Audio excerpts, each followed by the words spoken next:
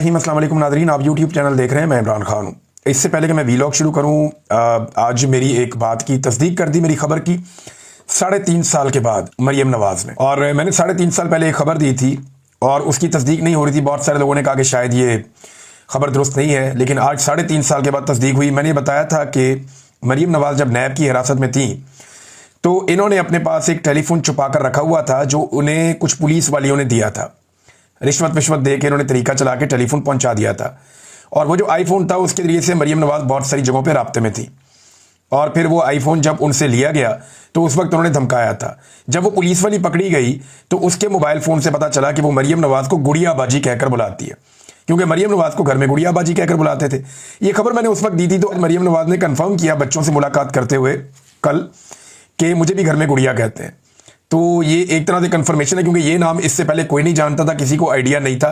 ये मैंने पहली मरतबा 3.5 साल पहले बताया था कि ये एक्चुअली वो जो पुलिस वाली पकड़ी गई थी उसके मोबाइल के अंदर से ये सारी बातें निकली थी। और ये वहाँ पे नैब के दफ्तर में भी मोबाइल इस्तेमाल, ये जालसाज हैं।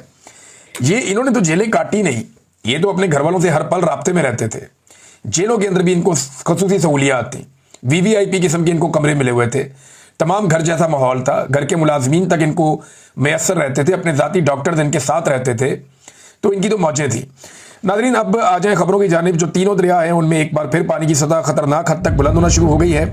दरिया रावी से जो इतलात आ रही हैं वो उतनी खतरनाक नहीं है जितनी खौफनाक इतलात एक मरतबा फिर दरिया चनाब से और दरिया सतलुज से आ रही हैं।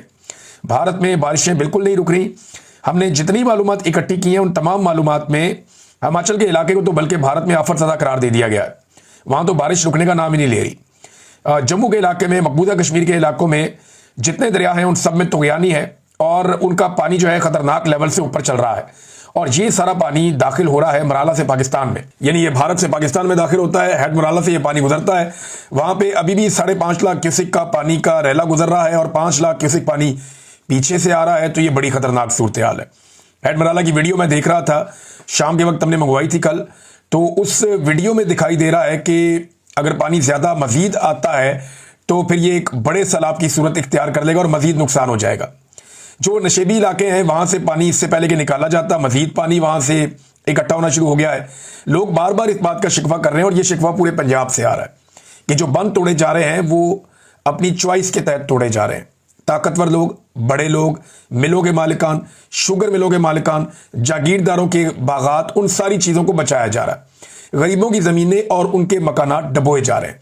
जो बेइख्तियार लोग हैं, जिनके पास कोई ज़्यादा इख्तियार नहीं है, जो किसान है, और किसान से तो पता नहीं किस बात का शरीफ खानदान जब इक़्तिदार में आता है ये किसान से बदला लेता है। नवाज शरीफ इक़्तिदार में आया, उसने जिद लगा ली कि मैंने आलू 5 रुपये का बेचना है। वो जो बेचारे किसान ने इतनी मेहनत करके आलू उगाया था और इतनी मेहनत करके उसने फसल तैयार की थी, उसका बेड़ा गर्क कर दिया पकड़ के। अब बेटी का ये दावा है कि जी मैंने रोटी 14 की बेचनी है और मैंने किसान पे ही डालना है सारा, और अब जो है रोटी बेच के दिखाएं 14 की, इनको सब्सिडी देनी पड़ेगी, उसके बगैर ये मुमकिन नहीं है। लिहाजा सूरत हाल आपके सामने, किसान को तो इन्होंने तबाह बर्बाद किया है।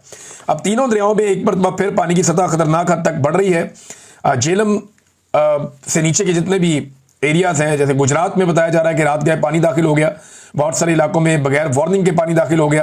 कई जगहों पे जहाँ पे बंद टूटते हैं वहाँ पे पेशगी कोई इतला नहीं दी जाती और लोग अपने घरों में होते हैं, अचानक पानी आ जाता है, लोगों को अपना सामान छोड़कर भागना पड़ता है।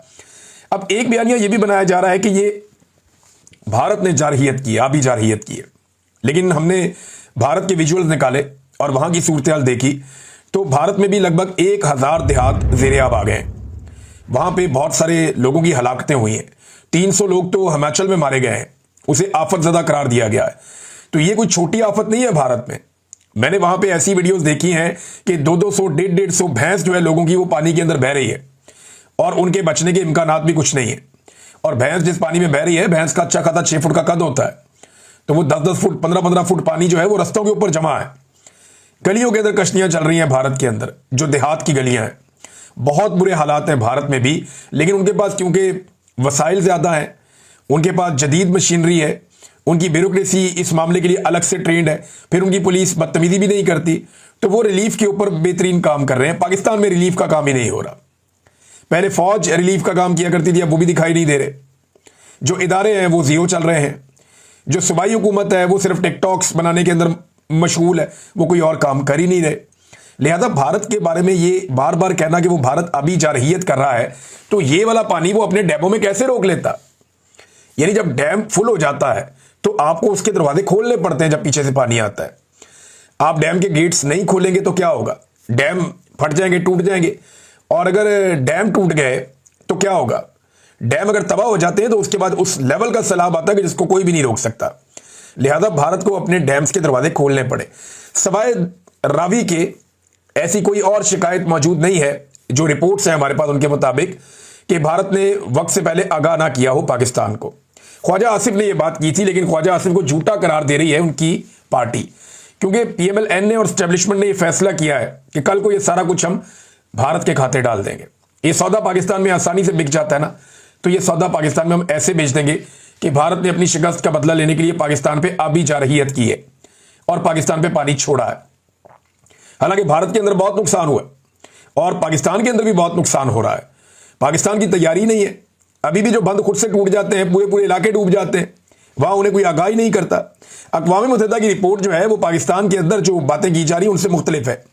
UNDP और जो दीगर इदारे वो ये कहते हैं कि 2 सितंबर को उनकी जो रिपोर्ट आई वो मैं आपको बता रहा हूं कि 1,04,00,000 अफराद मुतासिर हुए हैं और बड़ी तादाद में लोग बेघर हो गए हैं पाकिस्तान में। ये एक बहुत बड़ा डाटा है, बड़ी खौफनाक सूरत हाल है। लेकिन पाकिस्तान की एस्टेब्लिशमेंट ने, हुकूमत ने फैसला किया ये भारत के खाते में डालना। ख्वाजा आसिफ ने कहा कि नहीं, इसको भारत की आबी जारहियत नहीं कहा जा सकता। वज़ीर दिफा है, वो जानते हैं कि इंफॉर्मेशन आ रही है भारत से। हाँ, वो आपका दोस्त तो नहीं है कि आपको उस तरह बताया जैसे दोस्तों को बताया जाता है, लेकिन हिफ्ज़े बात मुक़द्दम अपनी जिम्मेदारी वो पूरी कर रहा है। और देखिए, ये सैटेलाइट का दौर है, ये दौर है सोशल मीडिया का। इस पे भारत अगर आपको इंफॉर्मेशन नहीं भी देता तो आपको ज्यादातर चीजों की इंफॉर्मेशन पहले से रहती है। हाँ, ये जरूर है कि जब वो अपने गेट्स खोलता है डैम्स के तो वो पाकिस्तान को आगाह करता है, और जब वो नहीं आगाह करता तो वहां पे आपका शिकवा बनता है। ये दुरुस्त बात है। तो नाज़रीन, अक़वाम मुत्तहिदा की रिपोर्ट भी मैंने आपको बताई कि सूरत हाल क्या है। लेकिन ख्वाजा आसिफ में बात हो रही थी, ख्वाजा आसिफ पे जो है वो छोड़ दिए गए हैं PMLN के हमलावर, क्योंकि ख्वाजा आसिफ कुछ ऐसी बातें करना शुरू हो गए हैं जो नवाज शरीफ को, शहबाज शरीफ को इन्हें पसंद नहीं है। ZKB वाला मामला ख्वाजा आसिफ दिल पे ले गए कि इन्होंने ऐसे प्रोजेक्ट बनाए हैं जो करप्शन वाले हैं, 2 नंबर है, फ्रॉड है और ये पैसा खिलाते हैं सबको। तो नवाज शरीफ खुद उसकी तारीफें करते रहे हैं। लिहाजा इस पर फिर हनीफ अब्बासी साहब को मैदान में उतारा गया। उन्होंने ख्वाजा आसिफ पे चढ़ाई कर दी कि जनाब आपकी वीडियोज़ निकल आएंगी, आपका ये निकल आएगा, आप हाइब्रिड निज़ाम कहते हैं, क्यों कहते हैं, ये तो आप हमारी बेइज्जती कर रहे हैं पूरी दुनिया के अंदर। तो ख्वाजा आसिफ के खिलाफ जो है, और वो ये पंजाब से जो इंफॉर्मेशन मिनिस्टर है उसने भी अलग पीपल्स पार्टी में दी जब ख्वाजा आसिफ कुर्बानियां दे रहा था PMLN के लिए, या नवाज शरीफ के साथ जब ख्वाजा आसिफ खड़ा था उस वक्त ये जो खातून है आजकल पंजाब में इंफॉर्मेशन मिनिस्टर, ये पीपल्स पार्टी में होती थी। लेकिन आप देखें ये अब उठ के ख्वाजा आसिफ के ऊपर अटैक कर रही है या ख्वाजा आसिफ को गलत करार दे रही है। तो ठीक है, ये तो सियासत में चलता है। यही काम जो है पहले चौधरी निसार के साथ भी हुआ था। चौधरी निसार जो है वो जरा गैरतमंद आदमी थे, जान छुड़ा के टाइमों टाइम निकल गए, लेकिन ख्वाजा आसिफ साहब अभी तक फंसे हुए हैं उसी पार्टी के अंदर। किसी भी सीनियर आदमी की यहाँ पे कोई इज्जत नहीं है जब से नवाज शरीफ साहब ने अपनी साहबजादी को इस मैदान में उतारा है। साहबजादी भी ऐसी है कि एक के बाद एक झूठ इनका पकड़ा जा रहा है। बड़े बड़े मजेदार झूठ है, मैं आपको दिखाता हूँ। ये देखें, ये एक मरियम नवाज ने ट्वीट किया और ट्वीट के अंदर मरियम नवाज ने दिखाया, 1 सितंबर को ट्वीट किया। ये रेड कलर के आपको 2 बॉक्स नजर आ रहे हैं। ये जब फ्लड आए थे तो हमने भी बनाए थे। तो ये 2022 में वो कह रही है ये जो है ना ये टेम्पररी बनाए गए हैं सैनिटेशन फैसिलिटीज नहाने धोने के लिए, ये बना दिए गए हैं सैलाब मुतासरीन के लिए जहाँ पे सैलाबज़दा इलाके हैं वहाँ पे। तो मरियम नवाज ने इसे अपने खाते में डाल लिया। अब इसका पोल खोल लिया जिन्होंने ये बनाए थे। अब वो ये बताते हैं कि झूठ ये पकड़ा गया। ये तस्वीर जो है वो दुआबा फाउंडेशन की है, जो कि मुल्तान बेस्ड फाउंडेशन है। इन्होंने 2 महीने पहले अपनी फेसबुक पर यह तस्वीर लगाई थी, और तस्वीर जो है वो आप डाउनलोड करके जूम करके दाएं बाएं से उनका लोगो भी देख सकते हैं। लेकिन गुड़िया बाजी ने जो है, मैडम गुड़िया ने इनको अपना काम कहकर अवाम को चूना लगा दिया। ये नाजरीन एक मरियम नवाज का झूठ पकड़ा गया। ये दूसरा झूठ देखिए, मरियम नवाज का एक और पकड़ा गया। मरियम नवाज ने फोटो लगाया एक लैट्रीन का, बाथरूम का, VIP किस्म का बाथरूम। वो कह रही है जी, innovated portable washroom constructed and placed at relief camps in Chiniot, कि चनियोट का जो हमारा रिलीफ कैंप है वहां पे पोर्टेबल जबरदस्त किस्म के जो बाथरूम है वो बनाकर लगा दिए गए हैं। ये मरियम नवाज साहबा ने दावा किया। अब जनाब जब इसके ऊपर तहकीक की, अब आपको पता है डिजिटल मीडिया का दौर है, डिजिटल मीडिया जो है वो दंगा करता है। तो उन्होंने बताया कि तस्वीर मोबाइल रिकॉर्ड के मुताबिक 2023 की है और जब इसे गूगल से चेक करवाया गया तो पता चला कि ये OLX से उठाई गई एक तस्वीर है। यानी ये तस्वीर जो है वो पहले OLX पे लगी हुई थी और 2023 में 9:03 और आगे जो है वो 2:29 आगे इसका वो सारा ड्यूरेशन लिखा हुआ है।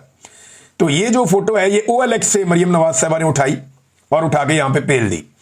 तो ये बड़ा सीरियसली मरियम नवाज को देखना पड़ेगा कि कौन उनको बेइज्जत करवा रहा है और वो क्यों लगातार अपनी बेइज्जती करवाने पर तुली हुई है। इससे पहले भी उन्होंने बहुत सारी ऐसी चीजें शेयर की जिनका हकीकत से कोई ताल्लुक नहीं है, ना मरियम नवाज का ना उनकी हुकूमत से कोई ताल्लुक है। हत्ता कि आज ऐसी रिपोर्ट्स आई हैं कि जहां पे हुकूमत ने कैंप्स लगाए हैं कि यहां पे सैलाब मुतासरीन को रखा जाए और सैलाब मुतासरीन वहां पहुंचे हैं तो वहां हुकूमत खाना नहीं दे रही, वहां खाना कुछ और तंजीमें दे रही हैं। लेकिन उन तंजीमों को सख्ती से मना किया गया कि खाना खिलाना है तो खिलाओ, लेकिन मरियम नवाज के अलावा किसी का फोटो नहीं लगेगा। तो ज्यादा से ज्यादा जब वो तंजीमों के लोग हैं वो इतनी बात करते हैं, ठीक है यार हम किसी का नहीं लगाते, मरियम नवाज का भी ना लगने दें। तो इस पे बाद सौदा हो जाता है बात जगहों में, लेकिन बात जगहों में जिद की जाती है कि मरियम नवाज का फोटो बैनर पोस्टर हर जगह पे लगा हुआ होना चाहिए, क्योंकि ज़हनी मरीज़ है ऐसा लगता है और उन्हें अपने अलावा किसी और को देखना पसंद ही नहीं है। तो इस किस्म की जब आपकी आदत हो जाए ना तो फिर आपको कोई और दिखाई दे तो गुस्सा चढ़ता है, ये सूरत हाल है। तो नाज़रीन एक और है, मजीद कर्जा लेने की पाकिस्तान ने तैयारियां शुरू कर दी हैं। इस हवाले से जो न्यूज़ आई है वो बड़ी खौफनाक है। सैलाब के बाद मालियाती दबाव, हुकूमत का 4,800 अरब रुपए मजीद कर्जा लेने का मनसूबा। 5,000 अरब का मजीद कर्जा पाकिस्तान लेगा सैलाब के बहाने। और इससे पहले पाकिस्तान जो कर्जा ले चुका है ये गुज़िश्ता कुछ अरसे में, वो बहुत बड़ी मिकदार में पाकिस्तान ने लिया है। अब इस तरह अगर पाकिस्तान कर्जा लेता रहेगा तो ये कर्जा वापस किसने करना है? ये वापस भी तो करना है कर्जा। अब ये हुकूमत कर्जा लेती जा रही है और महंगा कर्जा लेती जा रही है, तो ये कर्जा वापस कौन करेगा? इस सवाल का जवाब हमें कोई नहीं देता। एक और चीज नाजरीन, एक बंदा तो गिरफ्तार हुआ, ये थीम पार्क सोसाइटी है जिसके अंदर पानी घुस गया था रावी का, इसको पकड़ लिया एंटी करप्शन ने। और वो कह रहे हैं जी कि ये जो बंदा है इसका NOC भी नहीं था और ये गिरफ्तार हो गया, लिहाजा लोग यहाँ पे प्लॉट्स ना लें और इससे जान छुड़ाएं। अब ये इंतहाई बेवकूफ़ आदमी है, इसको भी चाहिए था कि अलीम खान की तरह सियासत भी कर लेता, कहीं से MPA बन जाता, एस्टेब्लिशमेंट का टाउट बन जाता और जूते पॉलिश करना शुरू कर देता या ताल्लुकात अच्छे एस्टेब्लिशमेंट से बना लेता, एक कठपुतली बनकर रहता, तो इसको कोई इसकी हवा को भी ना देख सकता। देखिए ना, अलीम खान का और इसका जुर्म एक जैसा है। इसने भी दरिया में सोसाइटी बनाई, उसने भी दरिया में सोसाइटी बनाई और इसको पकड़ लिया गया, उसको कुछ भी नहीं कहा गया। उसकी सोसाइटी में भी पानी दाखिल हुआ, अलीम खान की सोसाइटी में भी पानी दाखिल हुआ, लेकिन क्योंकि अलीम खान को NOC मरियम नवाज ने दिया था इसलिए उसको बचा लिया गया। अब इस बंदे को इसने ब्यूरोक्रेसी से लिया होगा इसलिए इसको फंसा दिया गया। लेकिन आप याद रखिएगा और कोई नहीं फंसेगा, यही बंदा फंसना था। अलीम खान को गिरफ्तार करें ना, उसके खिलाफ कानूनी कार्रवाई करें, उसका नाम ECL में डालें कि इतना अरबों रुपया लोगों से कमा लिया भाई आपने, ये लोगों के घर डूब गए हैं, इसका जवाब कौन देगा? अब जिन घरों की बुनियादों में पानी भरा है उनकी जो पायदारी है वो कब तक कायम रहेगी, ये भी एक बड़ा सवाल है। इसका जवाब हमारे पास नहीं है। जो लोग टेक्निकल लोग हैं, जो कंस्ट्रक्शन को जानते हैं, वो बता सकते हैं कि इसका क्या मतलब है कि इतने दिनों तक घरों में पानी भरा रहे तो उनकी बुनियादों को क्या नुकसान पहुंचता है। नाज़रीन शहबाज शरीफ साहब जो है वो दौरा कर रहे हैं, इसके ऊपर लोग अलग अलग राय दे रहे हैं। जो पाकिस्तान तहरीक इंसाफ के हमायती लोग हैं या जो इंडिपेंडेंट मीडिया भी है, बात वो ये कहते हैं कि शहबाज शरीफ साहब के हालात इतने अच्छे नहीं हैं इस दौरे में, उन्हें इग्नोर किया गया है बार बार।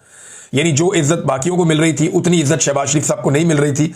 वो जबरदस्ती हर जगह पे अपना सर घुसा के तस्वीरें बना रहे थे, बल्कि सीढ़ियों के ऊपर एक चढ़ने की कुछ लीडर्स की तस्वीर है जिसमें शुमाली कोरिया का जो डिक्टेटर है वो था, प्यूटन था और चीन का सदर था। तो ये तीनों वो लोग हैं जो वेस्ट और अमेरिका के बहुत मुखालिफ समझे जाते हैं और उनके बीच में लाइनों को चीरते हुए किसी तरह शहबाज शरीफ साहब आगे पहुंचने की कोशिश कर रहे थे। तो जिस हद तक बेचारे वो पहुंच पाए वो वहां तक पहुंच गए। तो उन्होंने वहां अपनी वो बनाई है, उनके साथ एक अपीयरेंस शो की है, लेकिन इसको दुनिया कैसे देखेगी ये भी एक अजीब चीज़ है। इन्हें ये भी याद नहीं रहा, हीट ऑफ द मूवमेंट में ये बहुत ज़्यादा आगे निकल गए। अब शहबाज शरीफ साहब जो है उनको इग्नोर किया जाता है बार बार और आर्मी चीफ जो है वो हाईलाइट होते हैं और कुछ लोग दावा करते हैं बहुत इज्जत मिल रही है शहबाज शरीफ साहब को। तो ठीक है जी, मिल रही होगी इज्जत, लेकिन इसका फायदा क्या हो रहा है पाकिस्तान को? क्या कोई सरमायाकारी पाकिस्तान में आ रही है? क्या इन ममालिक में से कोई एक मुल्क पाकिस्तान को पैसे देने के लिए तैयार है? क्या इन ममालिक में से कोई एक मुल्क पाकिस्तान में अरबों डॉलर की सरमायाकारी लाने के लिए तैयार है? ऐसा तो दिखाई नहीं दे रहा। हाँ, एक बात हम बार बार सोच रहे थे कि शहबाज शरीफ ने अब तक सबसे ज्यादा दौरे शायद आज़रबाईजान के किए हैं, सऊदी अरब के अलावा अगर देखें तो। आज़रबाईजान के इन्होंने इतने दौरे किए हैं तो कुछ तो वहां से आएगा। तो इन्होंने कहा था कि 2 अरब डॉलर की सरमायाकारी आएगी, तो आज़रबाईजान से 2 अरब डॉलर की सरमायाकारी तो नहीं आई, उल्टा आज़रबाईजान की एक कंपनी को इन्होंने फायदा पहुंचा दिया है। और इसके अंदर क्या कमीशन का मामला है और क्या गेम डाली जा रही है, अभी इसके ऊपर इन्वेस्टिगेट होना चाहिए। मैं आपको बताता हूं ये करने क्या जा रहे हैं।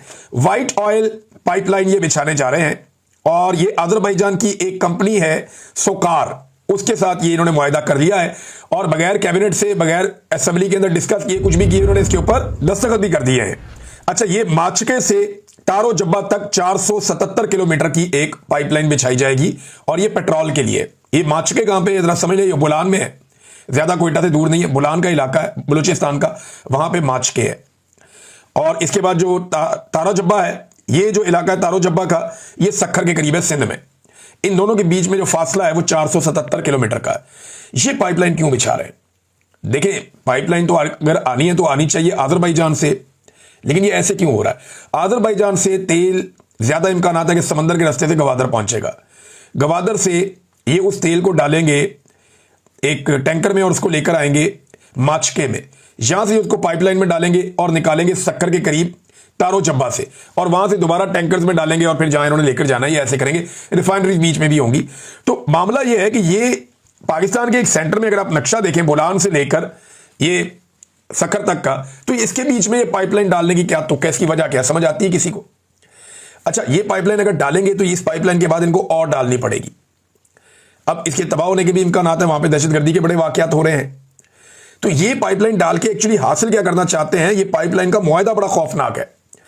इसका मुआहदा जो किया जा रहा है वो किया जा रहा है बिल्कुल आईपीपी के तर्ज पे, और वो भी डॉलर्स में, कि अजरबैजान की कंपनी आके यहां पे ये पाइपलाइन डाल देगी, 300 मिलियन डॉलर्स यहां पे लगा लेगी, और जब यहां पे पाइपलाइन डाल जाएगी तो उसके अंदर से तेल गुजरे, उसके अंदर से तेल ना गुजरे, आपको पाइपलाइन के पैसे देने पड़ेंगे। यानी जैसे कि आईपीपी में मुआहदा था ना कि चाहे आप बिजली बनाएं चाहे आप बिजली ना बनाएं, आपको हम बिल अदा करेंगे, आपको हम पैसा देंगे अरबों रुपया, और डॉलर रेट के हिसाब से देंगे। यही मुआहदा शहबाज शरीफ ने किया इस पाइपलाइन में कि चाहे इसमें से तेल गुजरे चाहे इसमें से तेल ना गुजरे, हम आपको इस पाइपलाइन का किराया मुहैया करेंगे हर महीने के हिसाब से या हर दिन के हिसाब से डॉलरों के रेट पे। ये है वो 2 नंबरी जो पाकिस्तान के साथ माजी में की गई, और यही 2 नंबरी पाकिस्तान के साथ अब भी की जा रही है। वजारत खजाना ने भी मना किया, तवानाई की वजारत ने भी मना किया, बैनुल-अक़वामी तौर पे भी सबने कहा ये पागलपन है, लेकिन इन्होंने कर लिया। अब पता नहीं इनका क्या ताल्लुक है इल्हाम अलीयव साहब से, जो अजरबैजान के सदर हैं। ये उनको जा जाके जफ्फियां डालते हैं, उनके साथ मिलकर इन्होंने मुआहदा कर लिया है। ये पता करना पड़ेगा कि ये सोकार नाम की कंपनी है, ये किसकी है और इसके पीछे कौन है। देखिए, दुनिया पाइपलाइन डालती है, बड़ी बड़ी लंबी पाइपलाइन डालती है। यानी आइकॉन एक रूस की पाइपलाइन है, दुनिया की सबसे लंबी है, 4857 किलोमीटर है। ये साइबेरिया से लेकर बैरुल तक जाती है। उन्होंने अफ्रीका तक अपनी पाइपलाइन डाली हुई है। चीन के अंदर 2 बड़ी लंबी पाइपलाइन है, west east 1 and west east 2, बहुत लंबी पाइपलाइन, दुनिया की दूसरी सबसे लंबी लाइन है ये। लेकिन वो डालते हैं पाइपलाइंस और उनको इस्तेमाल करते हैं, और वो उनके मुल्क डालते हैं। ये कंपनी को बुला रहे हैं, उससे कह रहे हैं जी आप पाइपलाइन डाल दें, तेल हम इसमें डालें या ना डालें, हम पाइपलाइन का पैसा आपको देते रहेंगे, बिजली आप बनाएं या ना बनाएं, हम बिजली का बिल आपको देते रहेंगे कैपेसिटी पेमेंट की मद में। ये इस तरह की गेम इन्होंने दोबारा पाकिस्तान के साथ डाल दी बदकिस्मती से, और ये डकैती दिन दहाड़े पड़ी है, लेकिन कोई मानेगा ही नहीं। कौन इसके ऊपर तवज्जो देगा? एस्टेब्लिशमेंट का हाथ उनके सर के ऊपर है, और उनके अपनी सारी उंगलियां घी में और सर कड़ाई में, मौजें लगी हुई हैं इस सरकार की। कोई इन्हें पूछने वाला नहीं है, एक के बाद एक 2 नंबर मंसूबा ये लेकर आ रहे हैं पाकिस्तान में। नाज़रीन, एक और चैनल बड़ा मजेदार सामने आया, और इसका नाम है जी ओशियन न्यूज।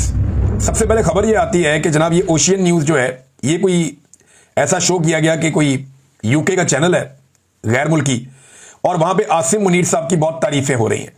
जब इस चैनल के ऊपर आसिम मुनीर साहब की बहुत ज्यादा तारीफें हुई तो फिर इस चैनल को इन्वेस्टिगेट किया गया और देखा गया ये चैनल एक्चुअली है क्या। तो पता चला जनाब कि इस चैनल के यूट्यूब के ऊपर सिर्फ 122 सब्सक्राइबर हैं। अगर आप यूट्यूब पे इसको चेक करें तो ये चैनल पाकिस्तान लिखा हुआ है इसके ऊपर कि ये पाकिस्तान से बना है, अंदाजा करें आप। और इसके अलावा जो इसका ट्विटर है, या जिसको एक्स बोलते हैं, उसके अंदर जो पुरानी ट्वीट्स है सारी, वो सारी उर्दू में है। और ज्यादा लोग ये कह रहे हैं कि कोई पाकिस्तान तहरीक इंसाफ का बंदा गिरफ्तार हुआ था या काबू आया था, उसका अकाउंट छीन लिया गया था, उसके अंदर फॉलोअर ज्यादा थे, वो अकाउंट जो है पीछे से डिलीट जितना हो गया, बाकी उठा के ओशियन न्यूज के खाते में डाल दिया गया, और अब उसकी तरफ से वहां पे खबरें डाली जाती हैं। लेकिन जब पीछे जाते हैं आप, चंद महीने चंद साल पीछे आप जाते हैं, तो वहां पे सारी ट्वीट्स इमरान खान से रिलेटेड है और उर्दू के अंदर है। तो ये बरतानवी चैनल उर्दू में ट्वीट्स करता है, हैरत की बात है। फिर उसके अलावा इनका जो यूट्यूब के ऊपर ओशियन न्यूज लाइव का एक चैनल है, उसके अंदर 188 सब्सक्राइबर है, 103 वीडियोस इन्होंने डाली हुई हैं गुज़िश्ता लंबे अरसे में, और जो इनके व्यूज़ हैं वो कितने, 14 व्यूज़, 84 व्यूज़, 6 व्यूज़, 15 व्यूज़। मेरी समझ से बाहर है कि पाकिस्तान की एस्टेब्लिशमेंट इतना पैसा क्यों खर्च कर रही है, इतना सारा कुछ क्यों कर रही है, और ये सारा कुछ करके उनको हासिल क्या हो रहा है। पाकिस्तानी हर चीज़ जान चुके हैं। अब सिर्फ एक काम आप कर सकते हैं कि पाकिस्तानियों से माफ़ी मांगें, आइंदा के लिए तौबा करें और पाकिस्तानियों को कहें हम अपना काम करेंगे ताकि आपकी इज्जत बहाल हो। इसके अलावा कोई रास्ता नहीं है। अब तक के लिए इतना ही। अपना ख्याल रखिएगा।